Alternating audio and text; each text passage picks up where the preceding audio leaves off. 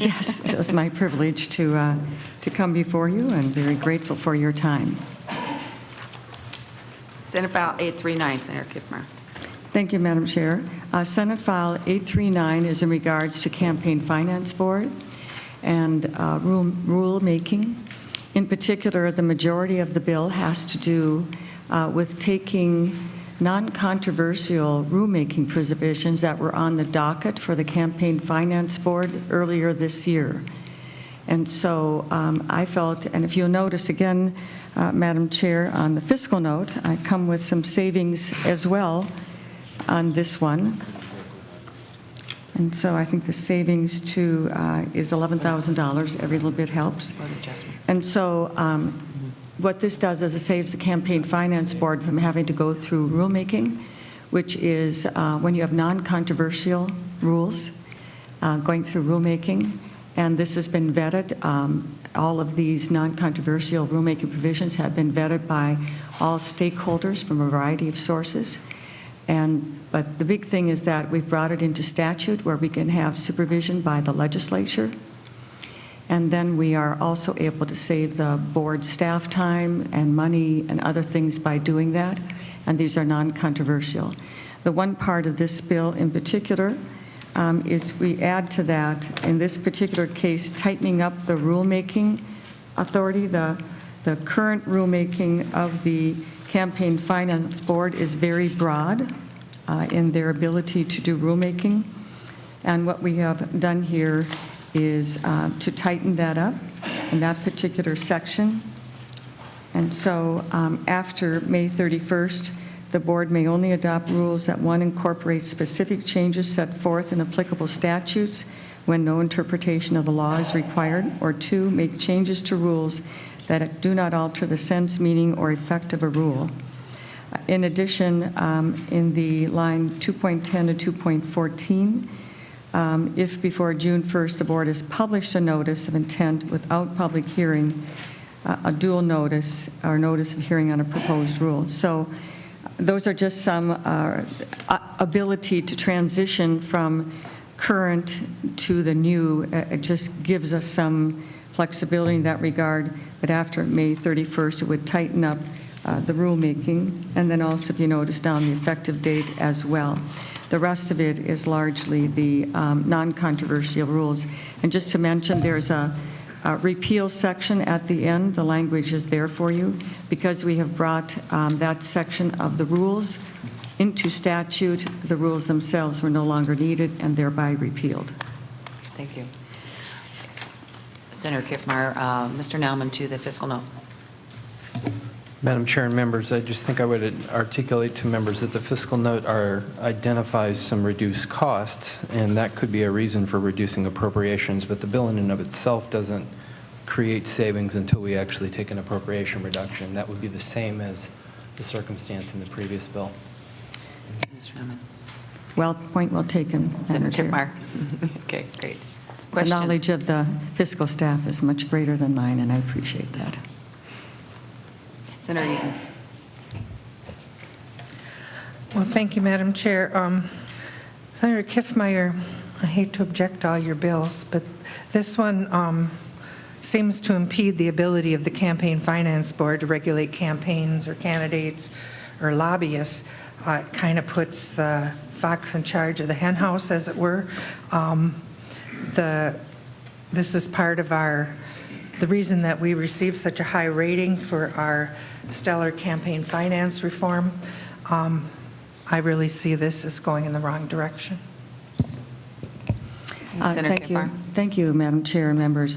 So in regards to the Campaign Finance Board itself, they do a lot of good work. I've worked at the Campaign Finance Board for many years, and we admire and respect and want to preserve that kind of neutrality that they have because they oversee a lot of candidates, legislators, lobbyists. Their work is long and deep, and we much appreciate what they do. In this regard, it's about rulemaking, not about the work of the Campaign Finance Board. So their ability to take cases, complaints, and other things to do that kind of work is still absolutely there. As a matter of fact, The rules that we have brought into this bill today are an outworking and a product of that, that there are times, but we, first of all, give rulemaking to the Campaign Finance Board. We are the body responsible for oversight and for ultimate authority in that regard. And so using that is no conflict whatsoever. It's doing our duty. And the purpose of the Campaign Finance Board is to implement what the legislature and the laws have given them to do. The judicial branch interprets and helps. We, the legislature, if there are things that are not clear enough for the Campaign Finance Board, we have a responsibility to clarify and to work with them in that regard, which is my bill today, exactly doing that, working with them and clarifying that for them as well. Thank you, Senator Kiffmeyer. Senator Eaton. Then, Senator Kiffmeyer, why would the board itself say that this bill will hamper its ability or impair its ability to carry out the functions of the for the benefit of the public? Senator Kiffmeyer. Thank you, Madam Chair and members, and Senator Eaton. It's hard for me to understand. To me, it's a why question, asking why do they do that. They wrote the letter. They had a motion of the board to do that, and they're entitled absolutely to have an opinion in that regard. I just do not agree that the change in the rulemaking here and tightening that up it still does not take away their ability to do rulemaking and to fulfill their mission as a campaign finance board. Senator Nelson. Thank you, Madam Chair. Excuse me. Senator Kiffmeyer, we've all run campaigns, and we all know how confusing or maybe unclear some of the language is, and yet we all try to make sure every individual activity we do falls within the campaign finance law. And so sometimes I know I look at advisory opinions as far as what has been advice that a particular issue has been brought before the Campaign Finance Board and they issue an advisory opinion. And sometimes that can be helpful in helping us navigate our campaign finance laws. And I'm wondering, how does your bill affect the effect of an advisory opinion from the Campaign Finance Board? Senator Kiffmeyer. Madam Chair, members, and Senator Nelson, it does not affect that whatsoever. They are still able to go through all of those things and write advisory opinions. But those advisory opinions do not have the force of law, though we all take them very, very seriously. And as they have said to me, there are occasions where they get a number of those questions, and that is when they sometimes need to come to the legislature to get greater clarity, or that they've gotten that clarity and they just need to make them official either through statute, occasionally through rulemaking. My preference is through statute, because we as legislators then are able to have that knowledge and experience and put that into law, which has the greatest power and effect. Senator Nelson. That helps me understand that. There's one, I'm just reading in the fiscal note, though, and perhaps I've misunderstood this, but I'd like you to just comment. In my understanding on page 2 of the fiscal note, though, it seems to indicate that advisory opinions under this new statute would not be applicable to any other entity than the one for whom the advisory opinion is written. And then my question is, what's the point of an advisory opinion? Senator Kiffmeyer. Thank you, Madam Chair, members. Well, Senator Nelson, for that particular case, that is binding, and that is the intention, that it is binding to that particular case. In regards to the force and effect, that's an agreement that is signed when you go through that whole process. But all of us, even though it does not have that binding, I believe currently right now, we treat it as such. We look through those things and give that great consideration. But I think there are times when either through rulemaking or through changing the law, that those either in that one particular opinion, binding opinion, to that particular entity may have value to put it into law. Occasionally, it's a technical change, non-controversial technical change. And again, their rulemaking is applicable in that particular case or through the statute. Thank you. Senator Thank you, Madam Chair. Senator Newman. Madam Chair, specifically to the point of advisory opinions, I think that the Campaign Finance Disclosure Board has some unique ability or authority to issue advisory opinions. And I think that the board continually has to walk a very fine line between providing an advisory opinion to candidates, which it is just that, and therefore advisory. I do not believe that they are binding. It's just to provide a candidate with some advice as to whether or not there would be a violation. But it is so that Senator Nelson understands it is applicable only to the case that is being considered. It is not applicable to any other cases, because if it was, it would then become an unadopted rule, which is void as a matter of statute. So I guess what I'm saying is that there is value in the advisory opinion in the world of the Campaign Finance Disclosure Board, because it does help candidates. But we really do have to be careful as to how they are applied, or we step into the arena of an unadopted rule, and we certainly do not want to go there. Thank you, Senator Newman. Senator Marty. Madam Chair, Senator Newman's point is, I think, right, and why this is not good language. I mean, as Senator Nelson was asking, I mean, the advisory opinion guides the person who requested the advisory opinion. And as Senator Newman just said, then if it was to apply to others, if they were to apply to others, it would have the effect of being unadopted rulemaking. What they're trying to do is adopt rules to say that this will be that way. In other words, make the rule go that way. I wonder, Senator Kiffmeyer, what is the problem that you're trying to fix here? Why do you have to do this? Senator Kiffmeyer. Thank you, Madam Chair, and Senator Marty and members.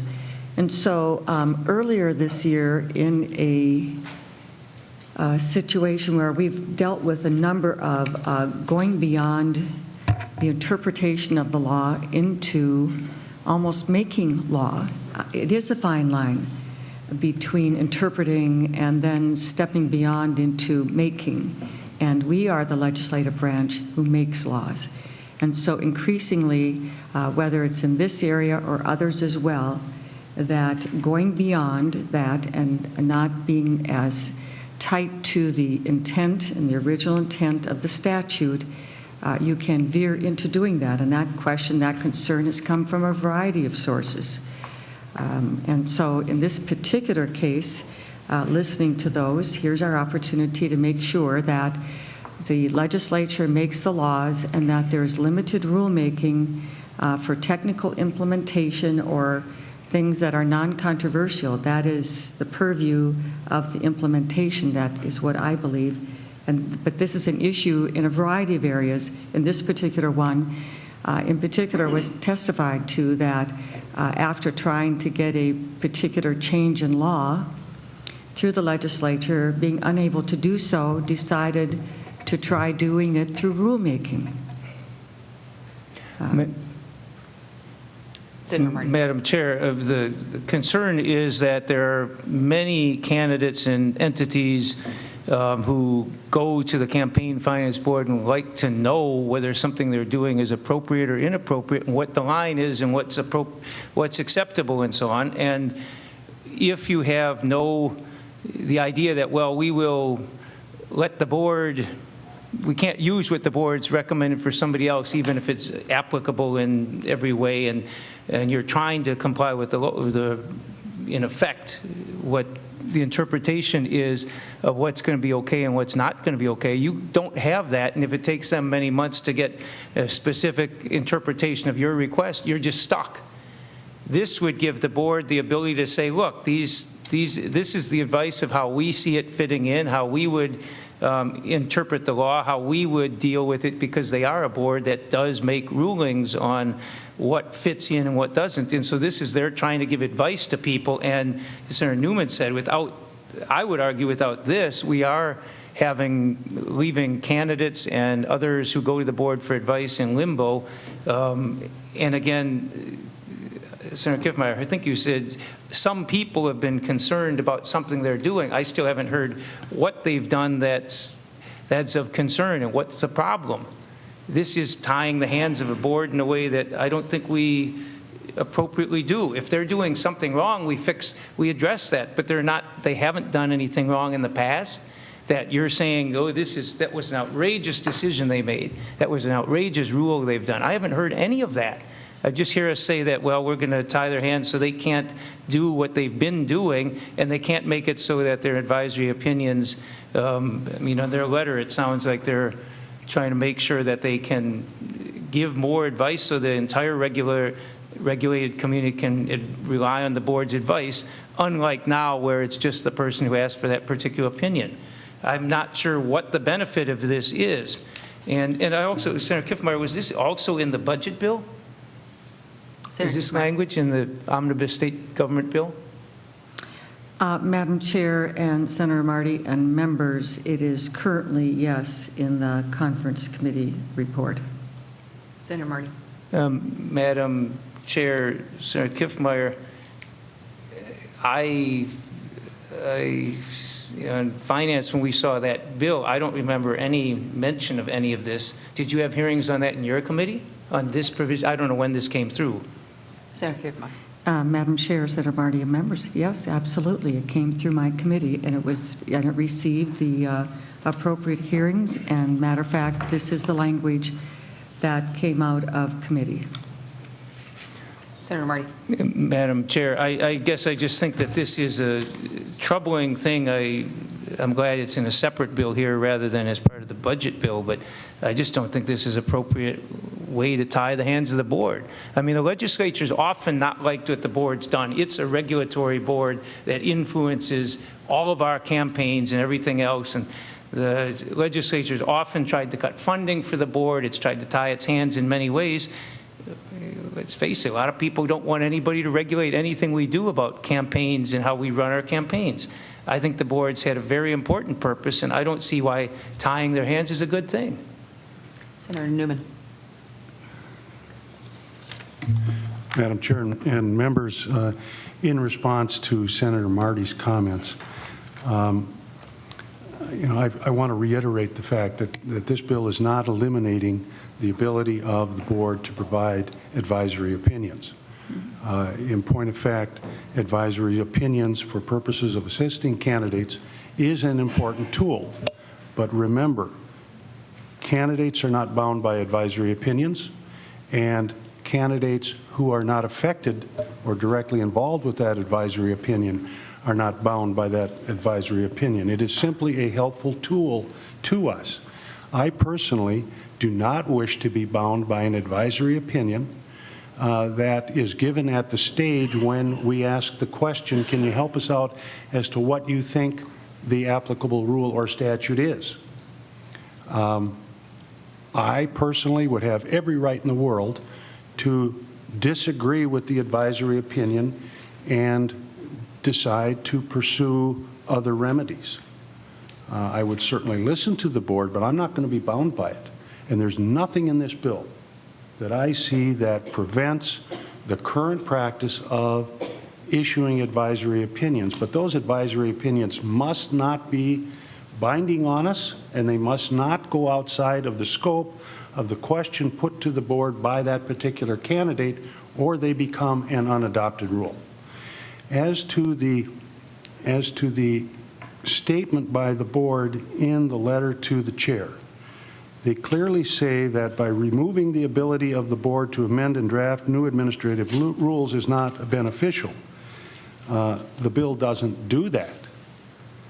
They still have the ability to implement rules in accordance with Section 3, and I'm looking at subparagraph B.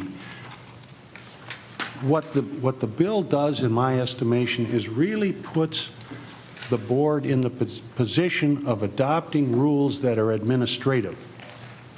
And that's where I think agencies in general should be anyhow. I do not believe that agencies, including the board, should be adopting rules that bind us legally with the same effect as statutes that we pass.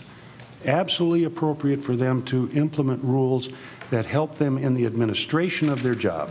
But I don't think, and I never have believed, that they should go further than that. And that is precisely what I believe this bill does. Senator Eaton. Thank you, Madam Chair. In reading the letter from the former chair, George Beck, I have increased concerns about this bill. I was aware that we haven't, there's 2 appointees to the board that haven't been taken care of, and that the proposal is to cut the budget by 1/3 and eliminate the political contribution refund program. And then on top of that, taking away the rulemaking. Is it not your intent to essentially eliminate the campaign finance board? Senator Kiffmeyer. Thank you, Madam Chair, and Senator Eaton, members.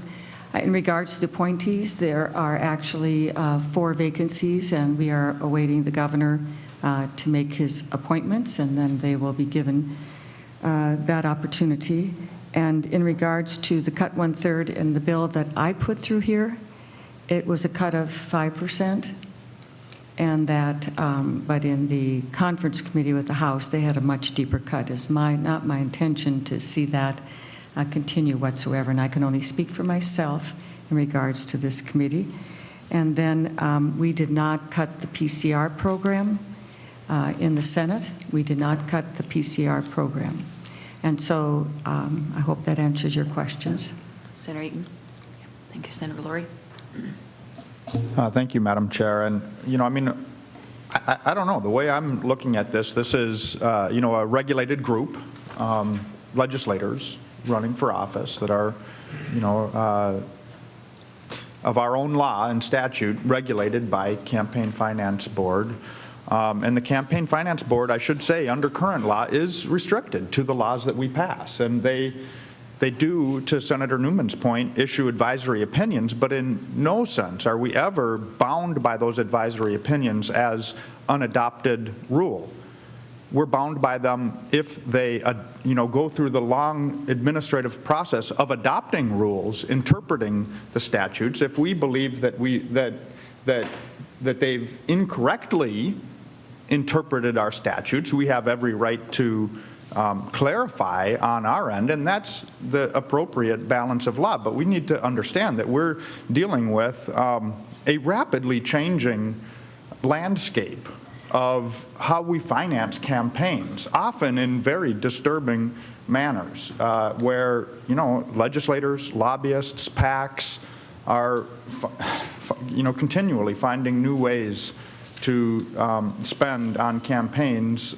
And I think that we need to not restrict entities' abilities to oversee and make sure that our laws are appropriately interpreted through this changing landscape. And again, if the legislature disagrees with the interpretation, we have every right to come back and say that's not what we meant.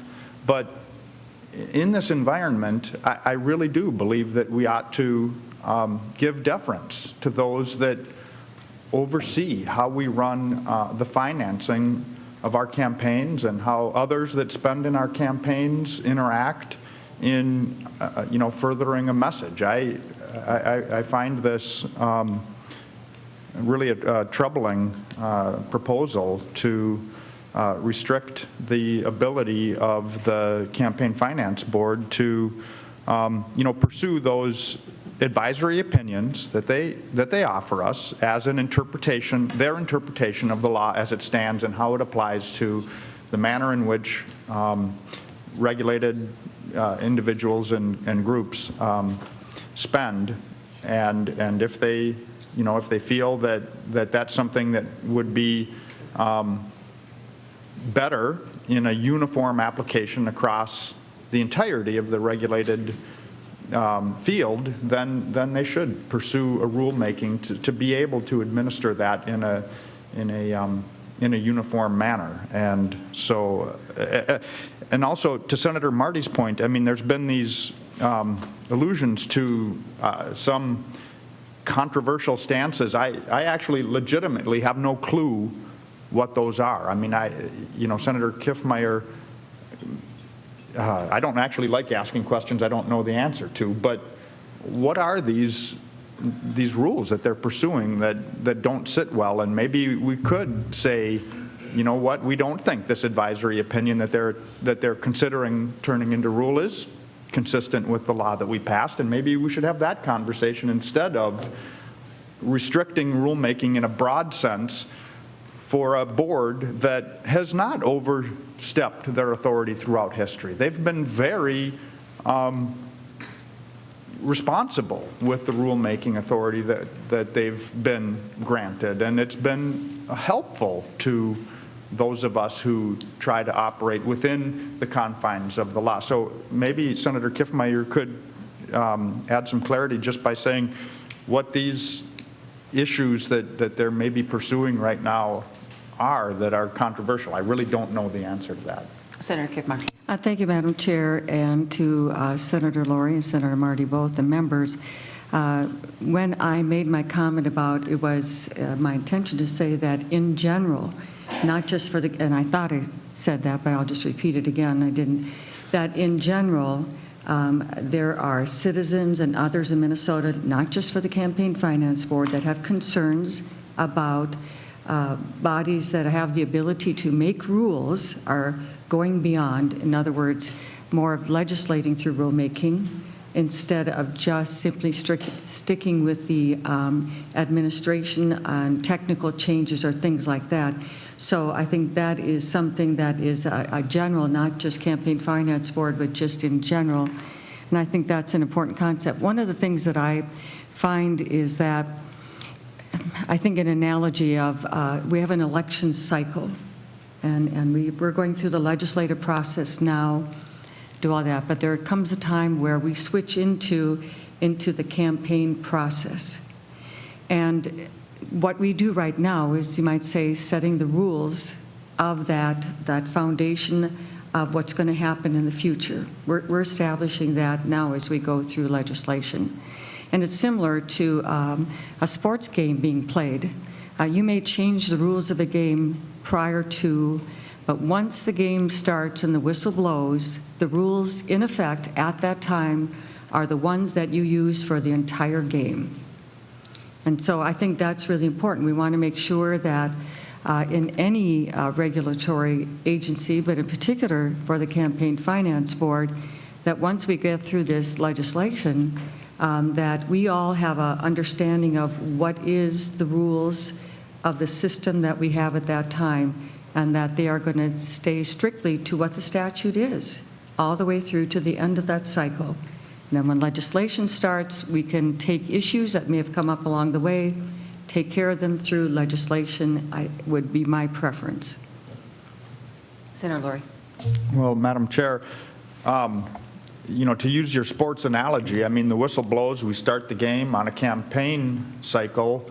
Rulemaking takes longer than that cycle. I mean, so there's nothing but an advisory opinion, in effect, through a campaign cycle. So it doesn't have the force and effect of an unadopted rule, as Senator Newman alleged. It is, through that cycle, an advisory opinion that we are not bound to.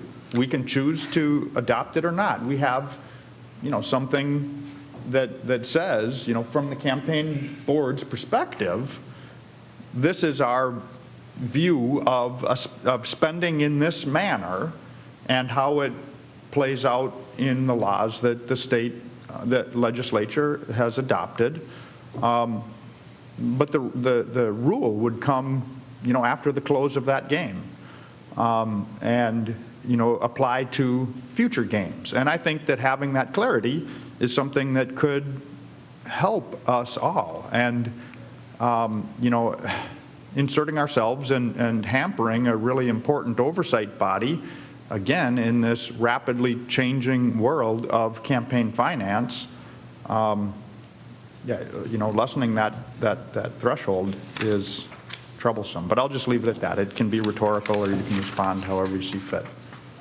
Well, Senator Madam Lori. Chair, I'll just Senator respond to Kiffmeyer. that just real quickly. I just want to say that advisory opinions are very valuable. Senator Newman covered it and did an excellent job. And under this bill, advisory opinions will continue and will have that value. Senator Eaton. Thank you, Madam Chair. Senator Kiffmeyer, I have a question. I honestly don't quite understand the intent of Section 9, Subdivision 6 at 6.28, the contributions from Hennepin County Registered Associations. Could you explain the intent of that language for me? Senator Kiffmeyer. Madam Chair and Senator Eaton, these are taken directly from the Campaign Finance Board rule docket of non-controversial changes to rules. They were then brought into statute. And so in this particular case, these have been vetted through the Campaign Finance Board itself, and others as well have had opportunity to view these. They've been published, heard through the committee. Nobody objected to them, and they are considered non-controversial. And as far as the language itself in Section 9, it's just laying out things a little more explicitly to give clarity, which is exactly what we should be doing in the legislature and working together with the Campaign Finance Board to put them into statute. Senator Eaton. Madam Chair and Senator Kiffmeyer, I guess I didn't feel like my question was answered. I understand that this has been vetted, you're saying, and that this came from the Campaign Finance Board. I was just wondering if you could explain its meaning, what the consequence of it is. Senator Kiffmeyer. Well, thank you, Madam Chair and Senator Eaton. So in regards to this, at some point along the way, we don't have we just have the language in front of you. Instead of registering with the board, an association registered with Hennepin County filing officer that makes contributions of more than $500, and it may notify the recipient committee of its registration with Hennepin County, including its registration number. So just clarifying, in this particular case, we have changed over the years, over the past years, and you can, as you know, we file with the Campaign Finance Board, but we've added some additional to local units of government and to local candidates, some similar things like we do on the state level to a county level. Well, on occasion, it's who files with who and what and how much. And so over the period of time, as the Campaign Finance Board has had questions come to them, and it's developed into some clarity, they have put that then into either the rules or, in this case, brought into statute to clarify. Super. Further questions? Senator Marty. Madam Chair, I'd like to move to delete Section 3 of the bill. Senator Marty moves to delete Section 3 of the bill. Senator Kiffmeyer. Or Senator Marty. Madam Chair, that's the provision we've been doing the talking about. I think it is appropriate, again, that the bill takes some previous rules of the board and puts them into law, which is appropriate. I have no problem with any of that. It also suggests that the rules they've been doing have been appropriate. I don't know why we would tie the hands of, I mean, I can see why some might, but I don't see why we should tie the hands of the group that is overseeing our campaign finance system that we all participate in. I think it's appropriate. I think they've been doing a fair job. It's I think the only board I'm aware of that is legally required to have diversity of political parties on it, and it's the only one, whether constitutionally or not, that requires House and Senate confirmation. I think they've done a responsible job, and I don't think this is warranted a restriction of their authority, which they've been very careful with. So I'd urge us to remove that and ask for roll call. A roll call has been requested. Roll call will be granted. Senator Kiffmeyer. Thank you, Madam Chair. Just initially, just to let you know, I do not support removing this section from the bill and would ask you to retain it. Just to mention, on the rulemaking docket of the Campaign Finance Board, there were two sections of rules. One was non-controversial, which you see in front of you today. The other list of rules that they were intending to consider were those that they themselves claimed were controversial.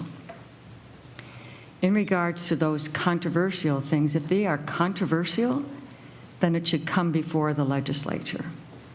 I think that is when they are getting into beyond the kind of rulemaking that you see here today, which is definitely appropriate and well agreed to, whereas the controversial rules, that is not the case. And so it's important for us to make that distinction, and I just ask for your not supporting the removal of this section from the bill. Further comments? Madam Chair. Senator Marty. Madam Chair, to that point, Senator Kiffmeyer, do you know of any rules the board's adopted that you think we should repeal because they're the wrong rules? I mean, you're saying here that they might do some things that you think are controversial or whatever, but it seems to me the rules they've adopted in the past, I think the legislature and everybody have agreed were fair rules. I'm just trying to find out, you say they might do some things you might disagree with, but I guess I'm curious, what have they done in the past that you think was inappropriate? Senator Kiffmeyer. Madam Chair, I have not gone back and read through all of those things. I'm dealing with the present, with the current today, by the posting of the board itself that labeled them controversial. It's not might. It was when you do rulemaking, you make a statement of intention to adopt those rules, and they labeled them controversial. Thank you, Madam Chair. Well, I just have to say that just because something is controversial doesn't mean that it's an inaccurate interpretation of law. I mean, we have laws that are sometimes, ambiguous and need interpretation. And the interpretation may well be controversial. That doesn't mean that we should preclude the entity charged with overseeing how we spend on campaigns should be restricted from their oversight role. Controversial or non-controversial is not actually a legitimate distinction point to make. Our laws need to be interpreted. And the interpretation may or may not be controversial, but that's not the restriction that we should place. It's an artificial line.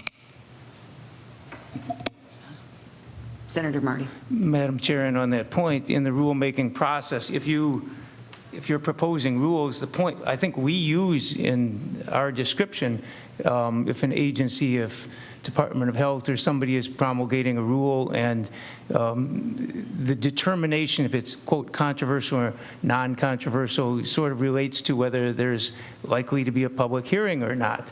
And if the board thinks there might be people who have concerns about it, they do the, quote, controversial route so that people have the chance for the hearing and everything else. I guess I think that saying, because they're saying some things are uncontroversial, I'd picture most things, a lot of issues come up in rules and state agencies are what are determined by that terminology, controversial.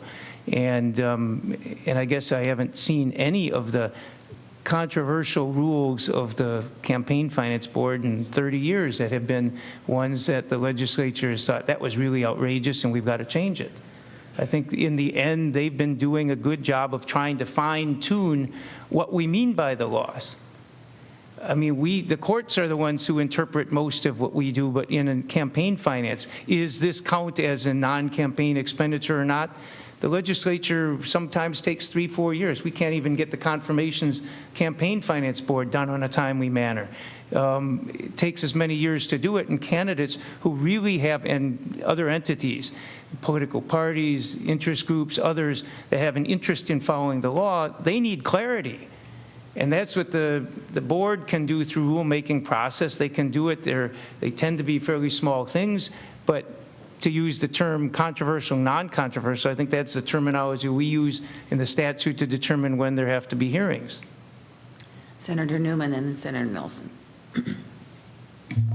Thank you, Madam Chair. And I'll try to be pretty brief in my hopefully final comments. I think that what Senator Kiffmeyer is trying to do here is to adopt a bill that is prescriptive or proscriptive in nature. In other words, we're looking into the future. We're not blaming actions of the board for things in the past, but we are taking a new look at how are we going to handle things in the future. There are two things specifically that has always bothered me about dealing with the board. The first of which, I think that there is an inherent conflict of interest. And I say that because the very board that governs our conduct is the board that we give the authority to. And by the very nature of the relationship between the legislature and the board, I think that there is a conflict of interest that we have to at least pay attention to. And with that thought in mind, I also think that we have a situation that Senator Kiffmeyer is trying to make sure does not happen in the future, where the board adopts rules which have the effect of law, then they interpret what the rules mean that they have just written, then they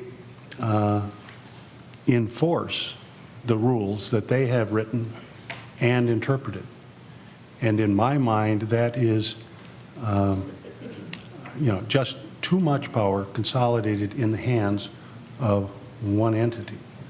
And it is at least a violation of the spirit of separation of powers. So I find no problem whatsoever, particularly with this board, if we try to restrict their authority to adopting rules that are administrative in nature. Because if we allow them to adopt rules and regulations that are in fact going to govern our conduct in the future, that's where I think immediately this conflict of interest kicks in.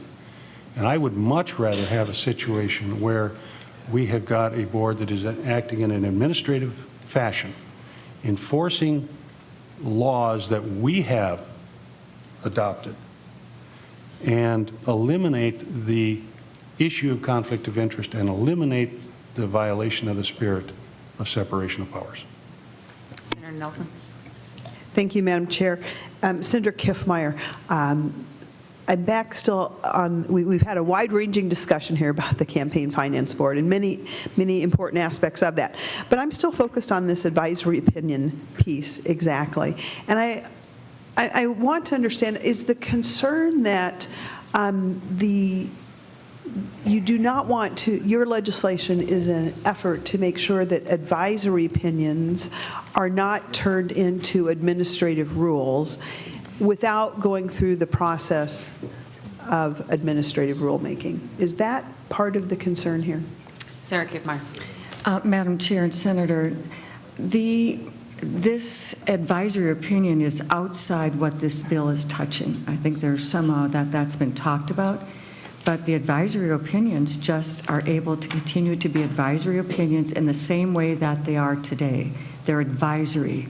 Like I mentioned, sometimes we look at them, I read through them, I take them seriously, but they're not binding upon my action, but I take it very seriously, mainly because many times that advisory opinion is specific to that set of circumstances.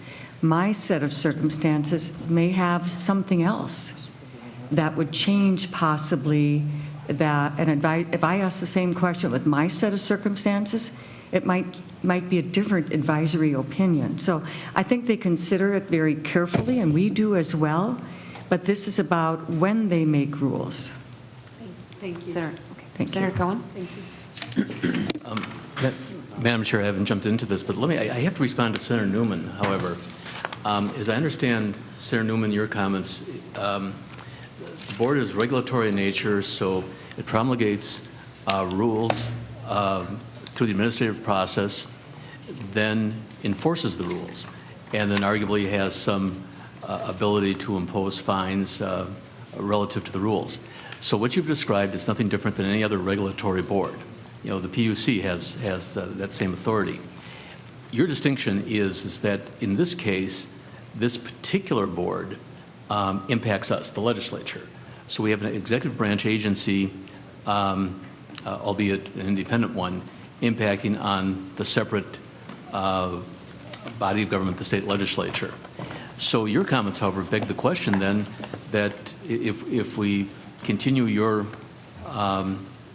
reasoning, what we should simply do is not pass this bill.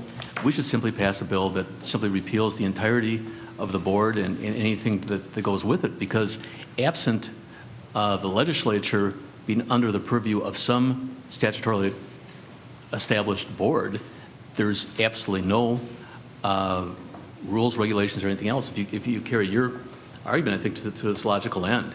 And then we'll have a system, of course, if we go back to the good old days of the 40s, 50s, 60s, and members might keep in mind that the plethora of campaign finance and regulatory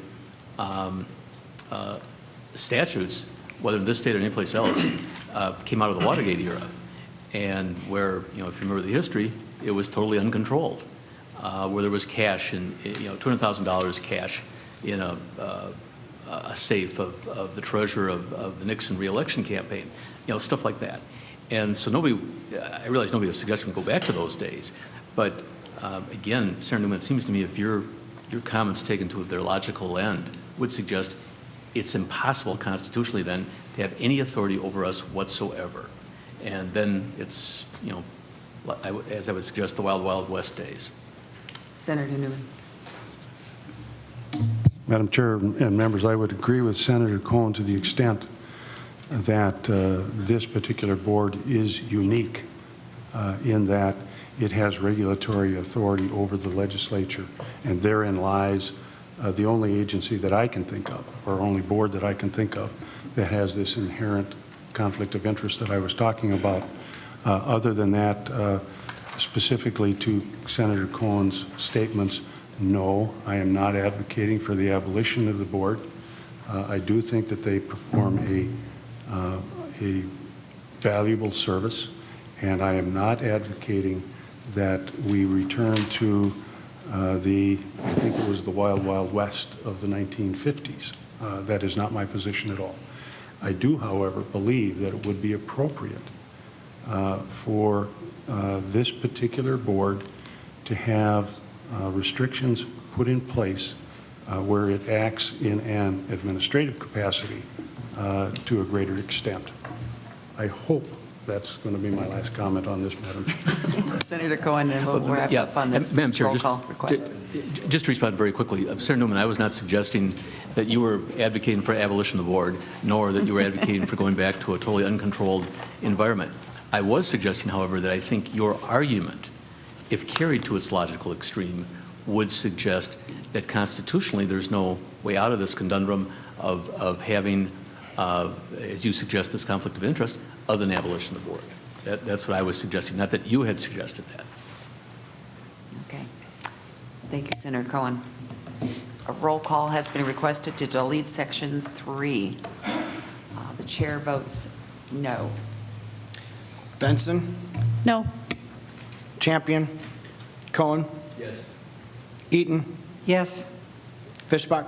No. Ingebrigtsen? No. Limmer? Lori? Yes. Marty? Yep. Nelson? Newman? No. Westrom? No. Champion? Limmer? Nelson?